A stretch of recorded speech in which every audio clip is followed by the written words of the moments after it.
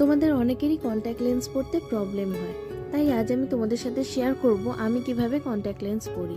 যদিও আমি অনেক দিন পরে আজকে ইউজ করছি, প্রায় 1.5 বছর আমি কোনো রকম কন্ট্যাক্ট লেন্স ইউজ করিনি। তো সাথে কিন্তু অনেক টিপস থাকবে, আর হাইজিন মেনটেন করে কিভাবে ইউজ করবে সেটাও আমি তোমাদের সাথে শেয়ার করব। চোখ আমাদের খুব সেনসিটিভ পার্ট, তাই ভালো ব্র্যান্ডের লেন্স আমরা সবসময় ইউজ করব।